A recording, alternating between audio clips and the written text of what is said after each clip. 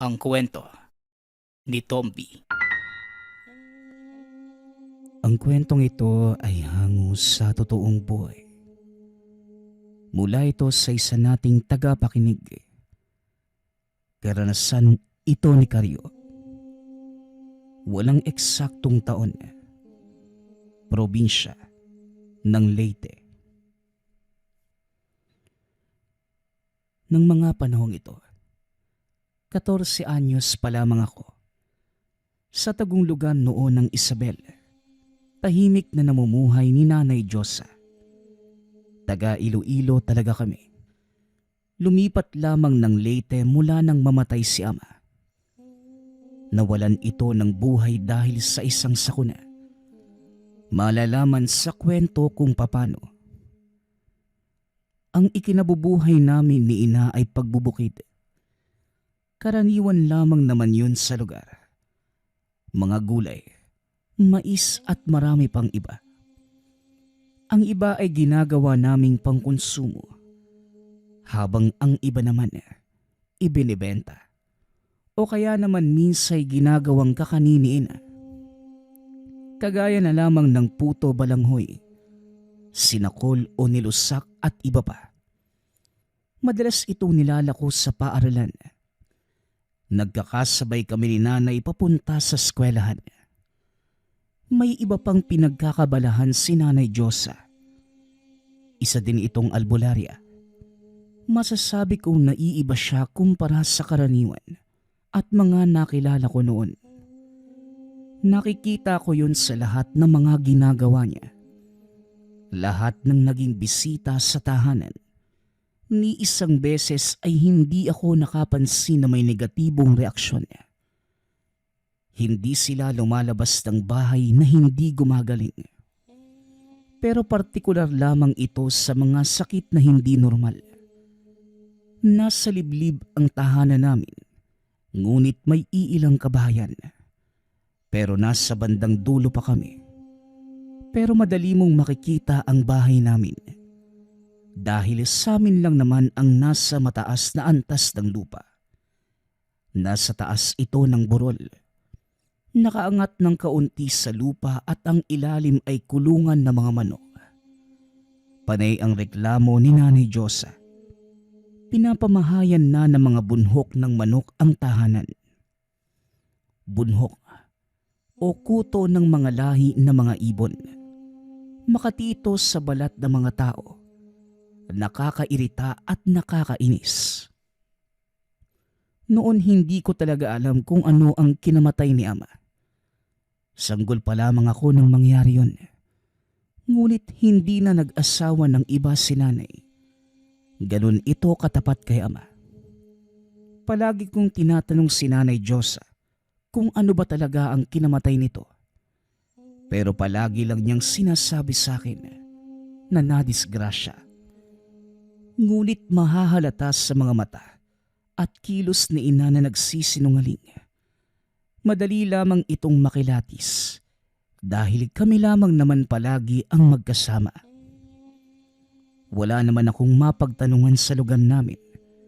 Hindi naman talaga kami tagalugar. Ang lupaing tinitirhan namin, lupain ito na nabili ng tiyahing kong nasa abroad. Kami lamang ang naging katiwala ng tahanan.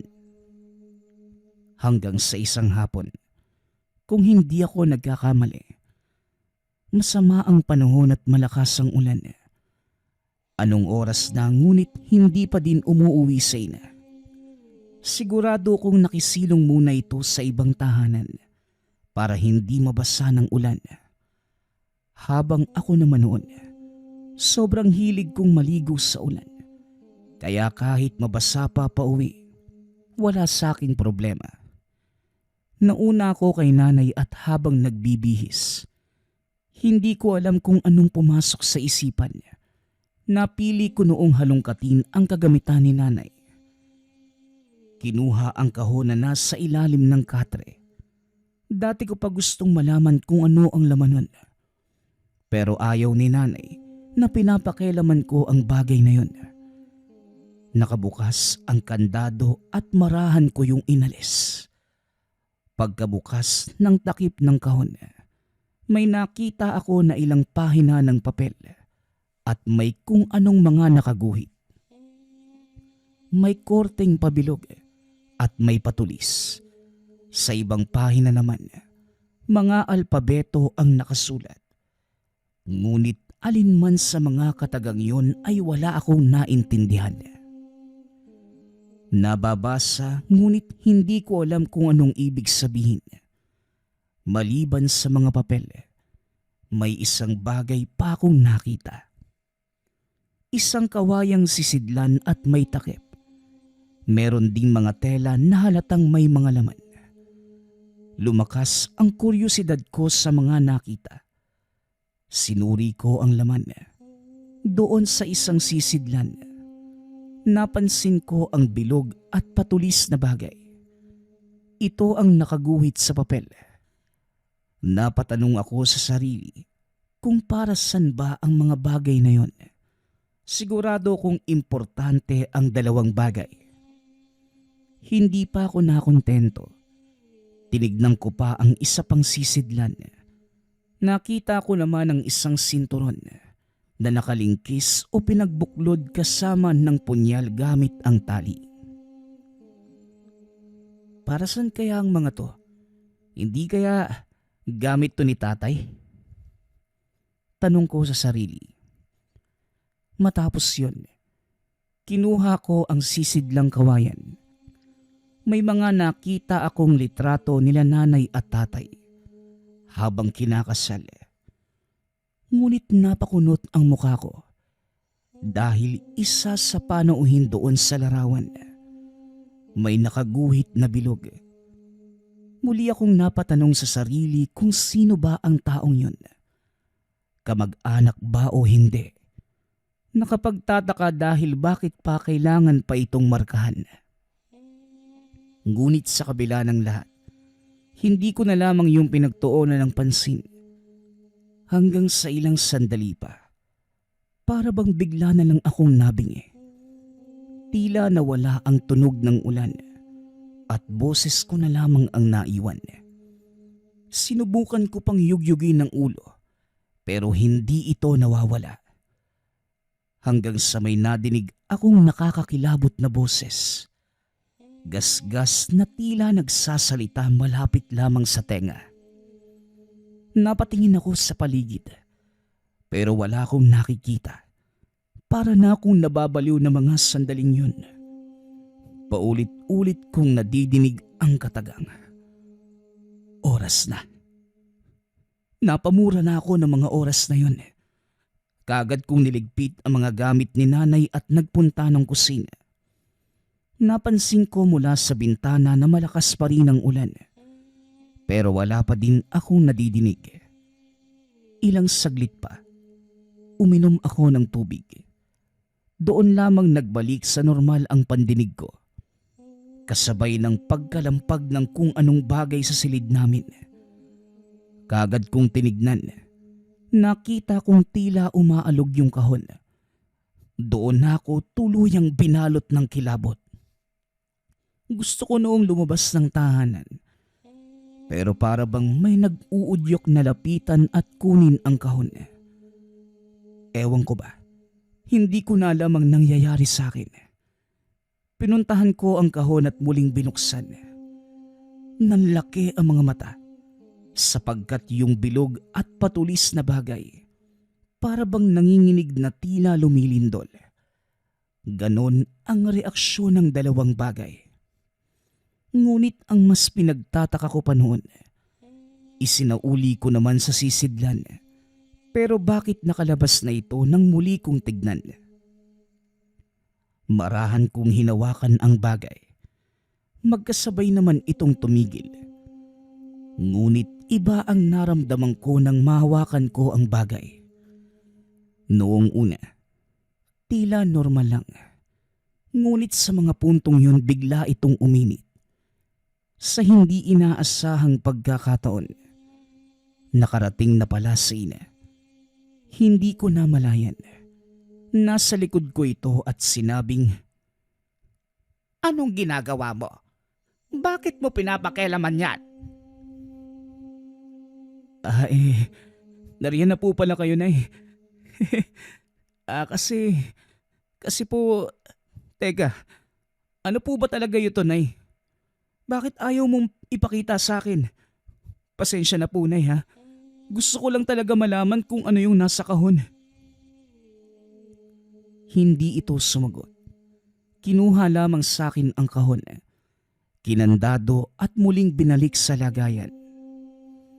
Matapos yon, lumabas ito ng silid at pumunta ng kusina. Nakikita kong aligaga si Nanay. Hindi ito mapakali na tila may problema. Pero dahil sa kuryosidad, kinulit ko si Nanay. Hanggang sa, "Yon ang mga gamit ng tatay mo. Hindi mo kilala ang tatay mo, Karyo. At ayaw kong malaman mo ang patungkol sa kanya. Kaya hindi ko pinapakita sa iyo ang laman ng kahon na yon." Po, ayaw malaman? Nay, tatay ko po yun. May karapatan po ko, Nay. Ang sabi niyo naman sa akin mabait siya. Pero bukod doon, Nay, wala na po kayong iba pang sinabi. Ano ba, Nay? Sino at ano ba talaga si tatay? Nagkaroon ng sandaling katahimikan. Natuliro si ina at natulala. Naninibago ko sa kanya. Sa kauna-unahang pagkakataon, doon ko lamang siya nakita na parabang natatakot. Nasanay ako na palaging malakas si Nanay. Kampante sa mga ginagawa at sinasabi. Ngunit ng mga oras na yon, meron talagang kakaiba sa kanya. Hanggang sa nagsalita muli si ina, nalaman ko ang lahat na labis kong kinamangha. "Ako at ang tatay mo, parehas kaming albularyo. Pero si Ranilo, mamamatay siya. Hindi ng tao, kundi ng nilalang. Matapos kitang maisilang anak, ilang araw mula yon, napatay ang tatay mo." Dagdag ng ina, hindi niya kilala kung sino ang aswang. Ngunit may pinaghihinalaan na ito. Pero hindi na siya nabigyan ng pagkakataong makagante. Mahina pa ito ng mga sandaling yun. Kakasilang ko pa lamang. Sa pagpapatuloy ni ina, malakas ang aswang na ito dahil kung hindi, madali lamang itong mapupuksa ni ama. Sapagkat ang tangan, isa sa mga pinakamalakas na mutya. Ito yung nakita ko na dalawang bagay na nasa loob ng kahon. Natanong ko kung ano bang klase itong mutya. Dagdag ko pa, bigla na lamang akong nabingi kanina. Habang pinagmamasdan ang mga gamit at may nangyari, gumalaw na lamang bigla ang mga ito. "May nadinig ka ba? May nadinig ka bang mga bulong?" Opo, Nay. Nakakatakot po yung boses, Nay. Basta garalgal. Tapos ang sabi niya, oras na. Paulit-ulit niya yung sinasabi sa tenga ko. Matapos yun, nanlaki ang mga mata ni Nanay Diyosa. Kagad itong pumasok ng silid at sinuri ang mga gamit. Sumunod naman ako sa kanya. Hanggang sa muling nagsalita si Nanay. "Noong nabubuhay pa ang tatay mo, may sinabi siya sa akin. May gabay si Ranilo, anak. At ang sabi niya, maipapasa ang gabay sa iyo sa oras na mamatay siya, kasama ang mga gamit niya. Pero anong magagawa ko? Mukhang ito talaga ang tinadhana. Madali lamang intindihin ang mga nararamdaman mo kanina. Isa itong pahiwatig na kailangan ng mapasakamay mo ang gamit ng tatay mo. Pero natatakot ako, anak. Baka kung anong mangyari sa'yo." Hindi ko alam kung anong isasagot ko kay Nanay. Oo, Aminado kong namangha talaga ako sa mga natunghayan at nalaman. Ngunit naguguluhan ng mga oras na yon. Para bang lutang ako sa alak at naglalakbay ang diwa sa kawalan. Ilang saglit pa sinabi ko kay nanay na kung talagang para sa akin nga ang gamit, bakit kailangan niyang ipagkait yun sa akin? Dagdag ko pa kay nanay, ano bang kinakatakutan niya? Hindi naman ako papatay ng aswang o anumang mga nilalang sa dilim. Tatanggapin ko lamang ang gamit bilang respeto ko sa namayapang ama. Pero hindi naman ako magiging katulad ni tatay. May hindi ka na lalaman, anak. Pero sasabihin ko na rin sa'yo. Ang dahilan kung bakit pinili ko ditong tumira. Dahil hinala ko. Nandito ang pumatay kay Ranilo. Nasa kabilang baryo lang nakatira. Matagal ko na siyang sinusubaybayan. Paglilinaw ni ina, siya pa ang pumili ng lugar kung saan bibili ng lupa ang kapatid. Dito sa lugar, para mas masubaybayan niya ang bawat kilos ng aswang. Akala niya nung una nag-iisa lamang ito. Pero may kasama pa pala na ibang kauri. Humahanap lamang siya ng tiyempo. Kung sakaling ito nga ang pumatay, malaki ang posibilidad na baka may gawin ang nilalang sa akin sa oras na mapasakamay ko na ang gamit ni tatay. Ito ang pinakadahilan kung bakit ayaw niyang ipakita sa akin ang mga gamit.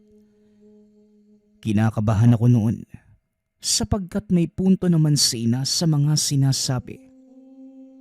Wala naman din akong alam sa ganung mga bagay at mas malalim ang kaalaman niya sa akin. Kaya naman, sumang-ayon na lamang ako sa kanya.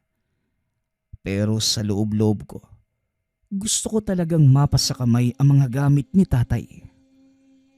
Hanggang sa binuksan ni nanay ang kawayang sisidlan, kinuha ang mga larawan ng ikasal sila.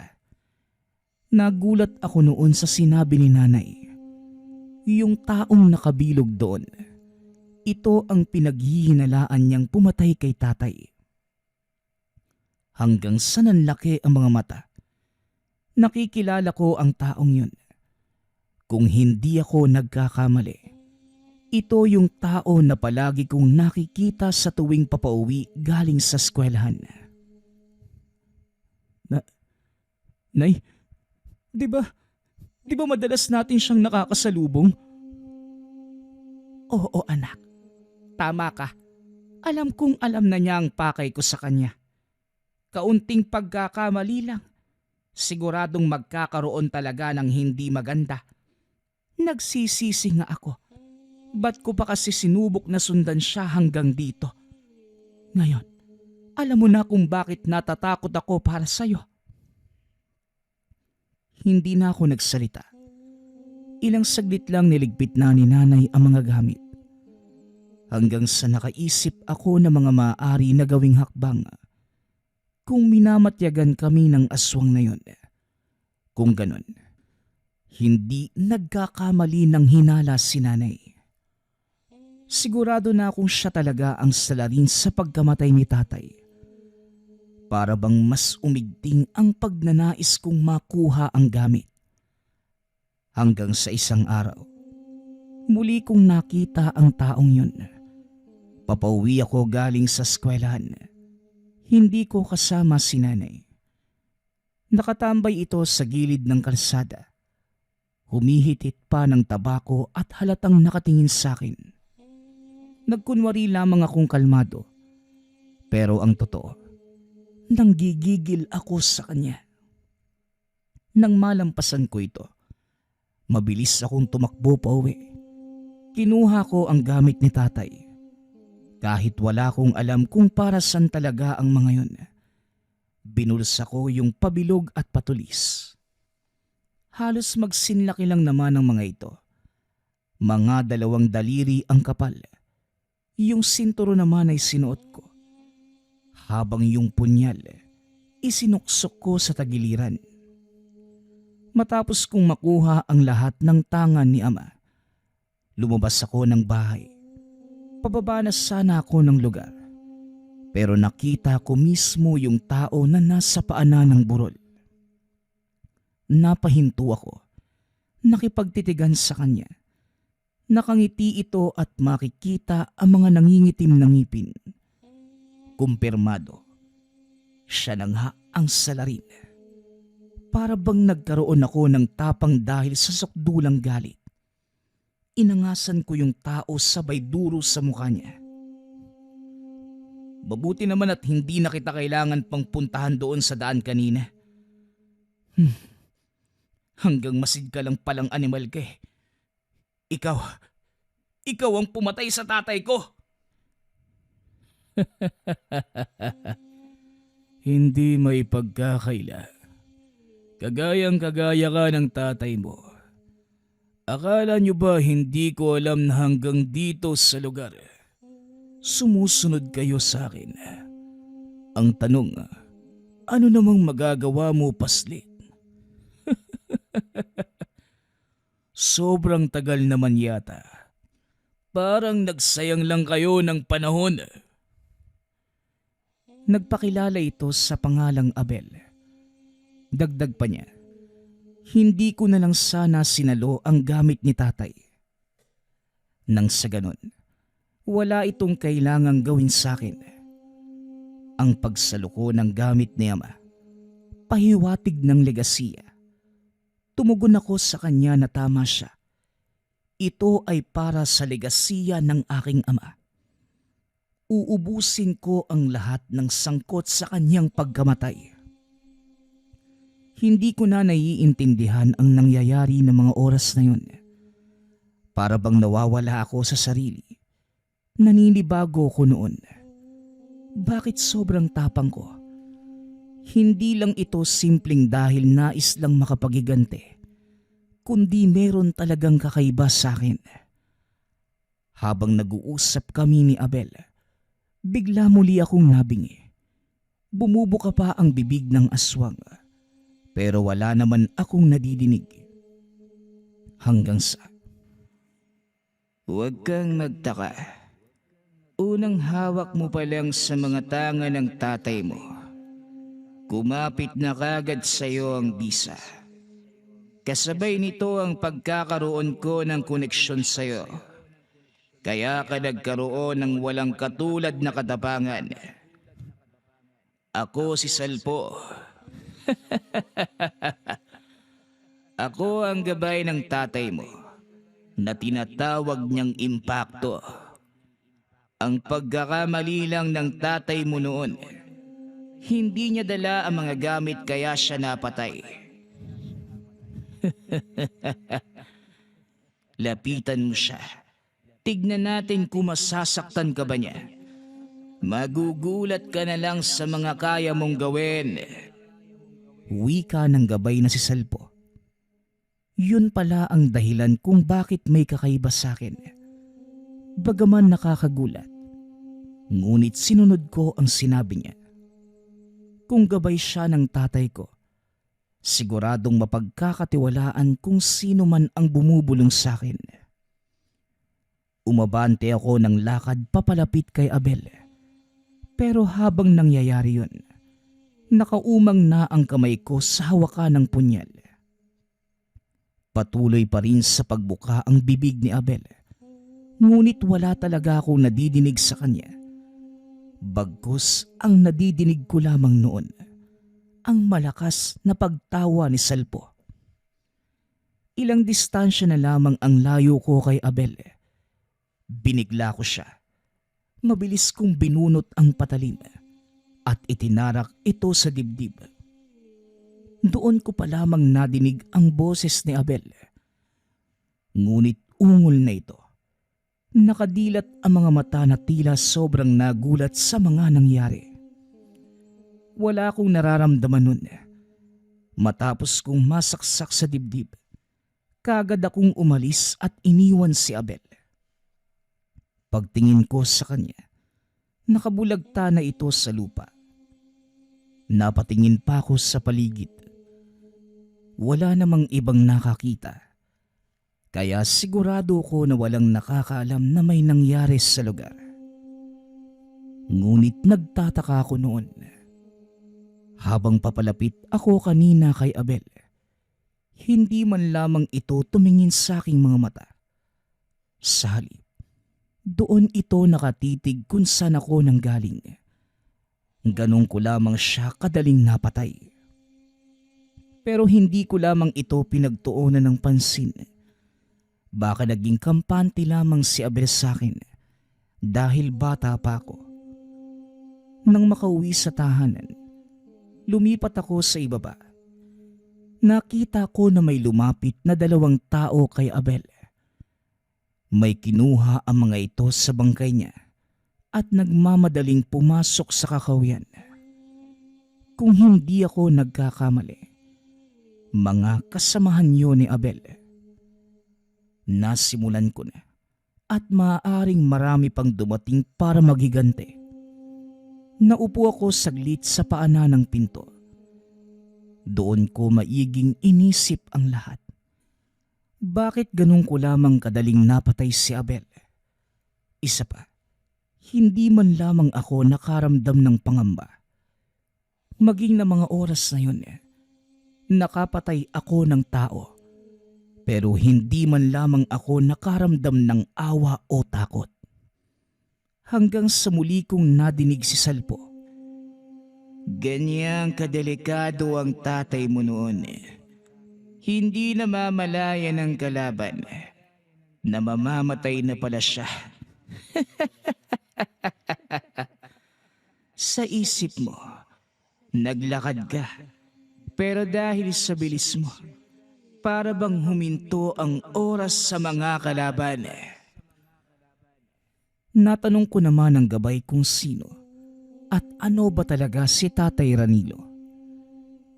Tugon niya, ang ama ko ay dating may hawak ng bertud ng sarangay.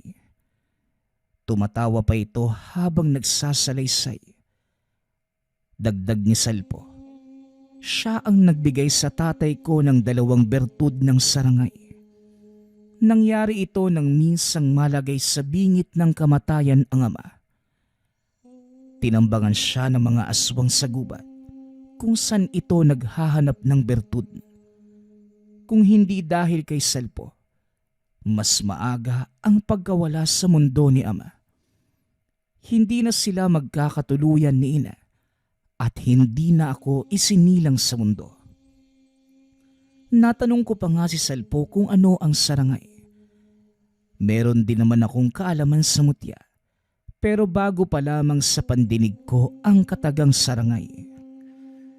Kaibigan ko lang naman ang sarangay. Isang uri ng engkantong bantay.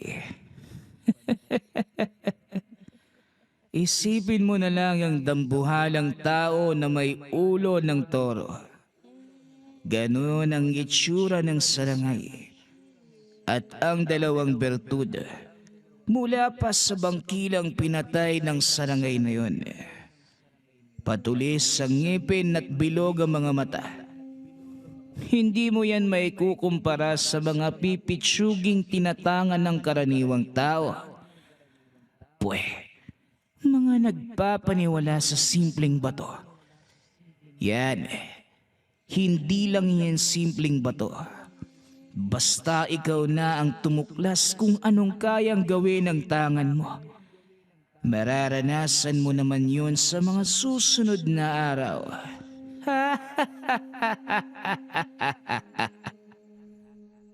Gusto ko sanang sabihin na magpakita siya sa akin. Pero ang sabi ng gabay, hindi pwede dahil baka mabasag ang bisa ng gamit. Paano ba naman? Magugulat at matatakot talaga ako kapag nagpakita siya. Walang matapang na tao na kayang makita ito sa personal. Hindi na lamang ako nagsalita noon. Kung totoo ang sinasabi ni Salpo, talagang nakakakilabot ang kanyang itsura. Boses pa lamang nito. Nakakakilabot na paano pa kaya kung makita mo siya sa mismong harapan. Baka mas pangit pa ito sa aswang. Ilang saglit pa dumating na ang ina. Ngunit nagulat ito nang makita na puro tilamsik ako ng dugo. Bukod pa dyan, nakita niyang suot at hawak ko ang mga gamit ni ama. Akala ko magagalit ito. Ngunit hindi. Umiling lamang habang nakangiti. Ang sabi pa ni ina, napatay ko na ang pinaghihinalaan niyang pumatay kay ama. Natanong pa nito kung paano ko yon nagawa. Pero hindi ko din talaga alam. Basta sinaksak ko lamang ito sa dibdib. Bumagsak sa lupa. Napuruhan ang puso ng patalim. Dagdag ko pa. Nakakausap ko ang gabay ng gamit. Siya ang nagsabi sa akin ng mga kailangang gawin. Kaya pala namatay ang ama dahil hindi niya dala ang gamit. Tumangulang si Nanay Diyosa. Sinabing binagat lang ang ama habang kasalukuyan itong papunta sa bayan para makapamili ng ilang gamit para sa akin noon. Nakikita kong lumuluha si ina. Ang sabi niya, siya ang dahilan kung bakit namatay si Tatay Ranilo. Dadalhin sana ni tatay ang mga gamit niya. Kaso sinabi ni ina na wag na lamang. Total bibili lang ito sa bayan. Ang hindi niya alam, naghahanap lamang pala ng pagkakataon ang aswang na laging nagmamasid sa kanila. At nang magkaroon ng tiyempo, doon na sinalakay si Tatay Ranilo. Walang karaniwang tao na kayang makipaglaban sa malakas na aswang, lalo na kung walang dalang tangan at malakas na karunungan. Naging malinaw sa akin ang lahat. Masaya kung alam ko na ang mga nangyayari. Ito lamang naman talaga ang gusto kong malaman dati pa. Kung ano ba talaga ang misteryo sa pagkamatay ni tatay. Bukod pa roon, may matutuklasan pa pala ko na siyang nagpabago ng lahat. Hindi lang pala simpleng albularyo si ama. Dahil bantugan ang tatay ko. Gabi na mga sandaling yun, sinabi ni nanay sa akin na maghanda kami. Dahil sa pagkamatay ng isa nilang kalahi, siguradong gaganti ang mga aswang na yun. Pero kampante si ina.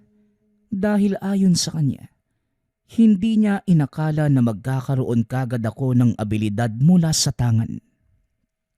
Mabuti ng ganun. Dahil alam niya sa sarili, taliwas pala ang pinaniniwalaan niya noon na madali lamang akong mapapatay ng kung sinong nilalang. Hindi naman nagkamali si nanay. Nangyari ang parehas naming inaasahan. Sapagkat pagsapit ng 11:00 ng gabi, may nadinig akong mga taong nagsasalita sa labas ng bahay. Pabalik-balik lamang ang mga ito na tila nananadya. Si nanay noon, nasa gilid lamang ng katre, nakikiramdam din. Habang yung mga kamay, para bang nanggigigil hawak ang San Benitong rebulto. Ilang saglit pa, nawala yung mga taong tila umaaligid sa bahay. Pero kasunod nito, ang biglaang pag-iba ng presensya sa lugar. Biglang umalinsangan na tila may paparating na malakas na ulan mula sa mahabang tag-init. Pero kakaiba ang nararanasan namin noon. Yung alinsangan ay para bang may halo na kakaibang amoy. Medyo mabaho at nakakasulasok. Maghanda ka anak. Ano mang sandali, aatake na sila. Pero wag kang lalabas ng bahay dahil hindi naman sila makakapasok sa loob. Para saan tong pagpupuyat natin ay? Para saan kung hanggang masidlang pala tayo? Huwag kang mag-alala sa akin ay. Walang mangyayari sa aking masama. Lumabas ako ng bahay habang si nanay naman Tinatawag pa ako at pinipigilan sa gagawin. Pero hindi ako nakinig. Wala naman akong nakitang kung ano sa labas. Medyo naaaninag ko ang lugar kahit walang ilaw. May maliit na buwan na nagsisilbing liwanag na mga oras na yon. Kahit papano, nakapagbibigay ito ng kakarampot na ilaw. Hanggang sa mas lumala pa ang baho.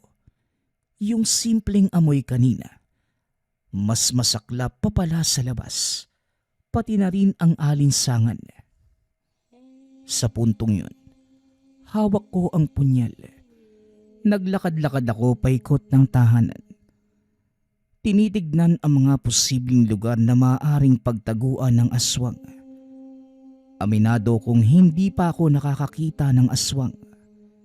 Yun pa lamang ang unang beses kung sakaling bumungad sa akin ang mga ito sa totoong anyo. At dahil wala akong nakita malapit sa tahanan, dumiretso ko sa liblib.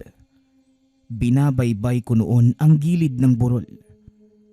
Ang kinaganda sa lugar namin, wala talagang ibang nakatirik na bahay sa burol na yon, kung hindi ang tinitirhan namin. Yung iba ay nasa baba na ito at medyo may kalayuan. Kaya kung anumang mangyari sa lugar, hindi mabubulabog ang ibang mga tao. Ang problema, kung nagkataon naman wala kaming panlaban, siguradong mahihirapan din kaming humingi ng saklolo kanino man. Ilang minuto pa ang nakalipas. Nadilig ko ang bulong ni Salpo. Sinabing nagugutom siya. Nagtataka ako sa sinabi ng gabay. Kumakain pala ito. Naiisip ko naman kung paano ito kumakain dahil hindi naman nagpapakita. Yun lang ang nadinig ko sa kanya. Ngunit hindi ko ito pinagtuunan ng pansin. Hanggang sa ilang saglit pa, nang marating ko ang dulo, doon may nagpakita sa akin. Dalawa ito, ngunit katawan lamang ang naaninag. Pero hindi malinaw ang mga muka. Umabante pa ako ng lakad. Hindi ako natatakot. Habang yung dalawang nilalang, kumakabig na tila nais pa akong paikutan. Nang walang ano-ano, sinunggaban ko yung isa. Pero na mga sandaling yun, nagulat ako dahil mabilis itong nakailag. Para bang palaka na bigla na lamang lumundag at nakalipat ng posisyon. Hindi ko namalayan, napapaatake na din pala yung isa pa.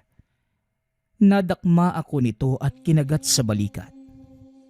Mabilis ko namang binaliktad ang patalim. Inundayan ito ng pagsaksak sa tagiliran. Ilang saglit lang ay kumawala ito at bumagsak sa lupa. Doon ko pa lamang nasilayan ng malinaw ang itsura. Tao lang, ngunit may maladyablong muka. Makapalang kilay at nakaumbok ang pisngi. Nakanganga ito. Kitang-kita ang pagbuluwak ng masaganang dugo sa bibig. Nagtataka ako dahil wala man lamang akong tinamong sugat sa balikat. Dama ko ang lakas ng pagsunggab, ngunit wala namang nangyaring kakaiba sa akin. Habang tinititigan ko ang aswang, dito ko muling nadinig ang boses ni Salpo. Humahagikgik na ito na tila tuwang-tuwa. Habang yung isang aswang naman, hindi na nagtangka ng masama. Nang maramdaman itong patay na ang kasama, nagtangka na itong tumakas. Matapos yun, pauwi na sana ako ng tahanan. Mga ilang metro na ako noon, ngunit nadinig ko muli ang boses ni Salpo. Nang mga sandaling yun, hindi na sa likod ng tenga, kundi nagmumula ilang distansya mula sa akin. Hinahanap ko naman ang pinagmumula ng tinig. Nanlaki ang mga mata. May nakita akong nilalang na hindi kawangis ng aswang. Naroon ito nakapatong sa napatay ko. Kitang-kita kong nilalantakan nito ang labi. Dinig ko ang paglagutok ng mga buto ng sapilitan nitong buksan ng dibdib. Napamura ako ng mga oras na yon. Napatanong sa sarili kung ano ba ang nakikita. Matapos niyang mabuksan ang dibdib, inginudngod ng nilalang ang muka. Kung hindi ako nagkakamali, kinain ito ang lamang loob ng aswang. Binibigyan ako ng tapang ng tangan ko. Ngunit na mga sandaling yun, tila bigla itong nawala. Nakakakilabot talaga ang itsura ng nilalang. Lalo na nang lapitan ko ito para masuri ang itsura. Para itong pinaghalong oranggutan at paniki ang muka. At may sungay pa ito. Inihanda ko ang sarili. Hawak ang punyal. Marahang iniangat para bumuelo ng pagsaksak.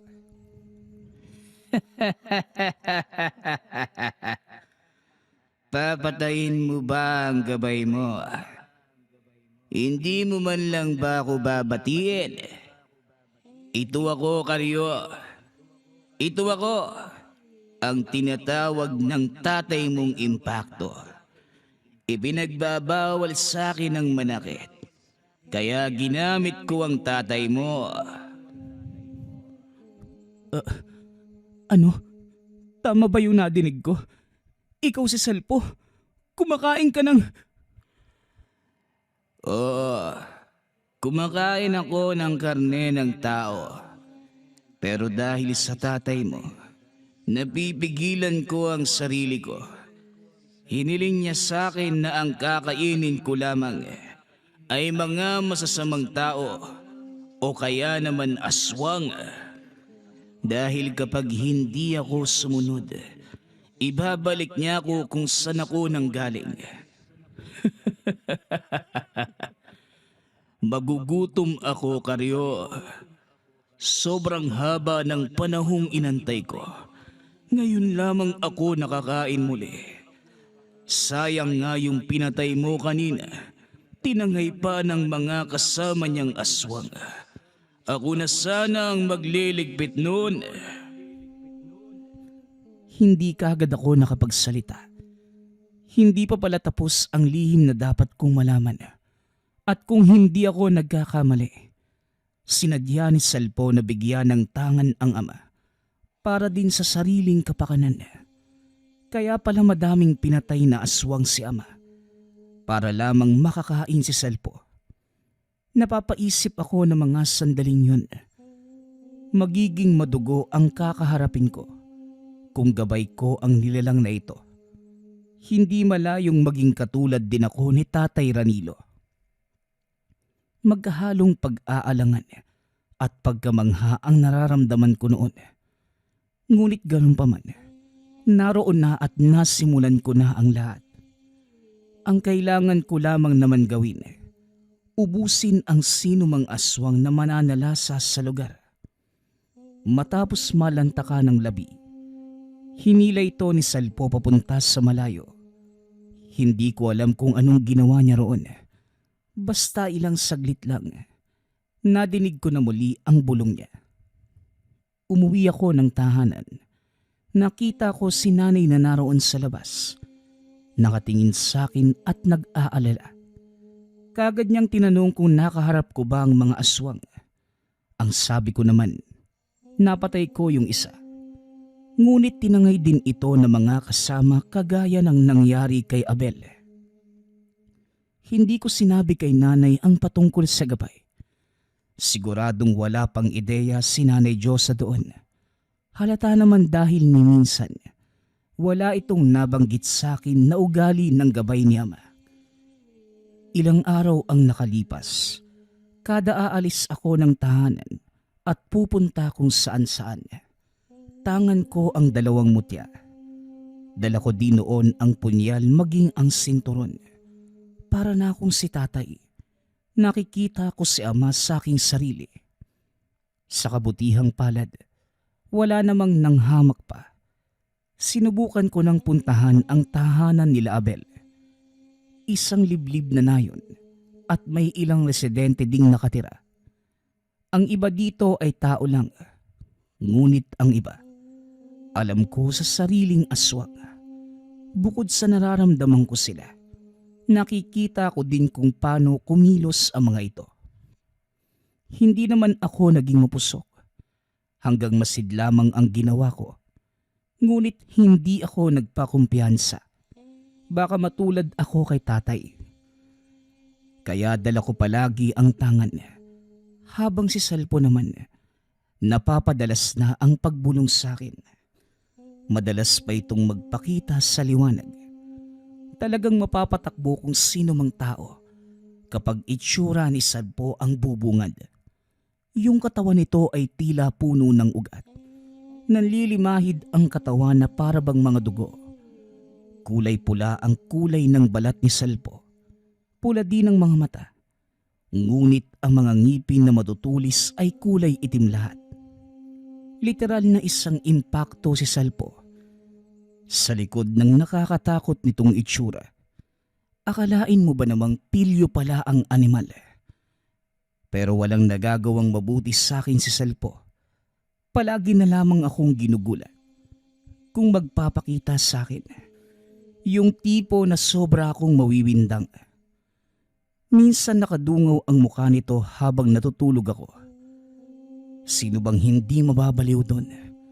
Makailang beses ko na siyang sinabihan na ibabalik ko siya sa kahon dahil sa ginagawa niya sa akin.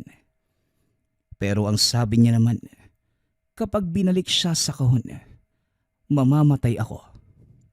Sugal buhay ang pagtalikod na gagawin ko sa kanya dahil mawawalan ako ng proteksyon. Tama naman si Salpo. Kailangan ko ang proteksyon niya at ang gamit hanggang sa nasanay na lamang ako sa kanya. Minsan na lamang gumaganti ako kay Salpo. Nilalagyan ko ng pangontra ang katawan ko. Umiiyak pa ito noong una. Pero mantakin niyo, habang tumatagal ay kumukunat pala ito. Tapos kapag siya naman ang bumawi, talagang higit pa sa binalahura ang kalalabasan. Si Nanay Diyosa naman noon, alam na ang patungkol sa kung anong klaseng gabay ba talaga si Salpo. Sinabi ko ang lahat sa kanya para hindi na ito magtanong ng kung ano-ano. Palagi na lamang ako noong sumisigaw dahil ginugulat talaga ako ni Salpo. Ang sabi pa nito, kung gusto ko bang magpakita din siya kay nanay. Pero syempre tinanggihan ko. Ang sabi ko ikamamatay lang ni nanay sa oras na makita ang napakapangit niyang pagmumuka. Patuloy lamang ako sa pagmamasid noon. Pero hindi ko iniwan ang pag-aaral. Napakarami kong natuklasan sa abilidad na kayang ibigay sa akin ng dalawang gamit. Ngunit bukod pa doon, madami ding pagsubok na dumating sa aking buhay. Sa muli, ako si Karyo na may gabay na impakto. Nagpapasalamat nga pala ako sa lahat ng sumusuporta sa ating channel. Nawa ay patuloy niyong suportahan at pakinggan ang ating mga kwento. Hanggang sa muling pakikinig. Paalam.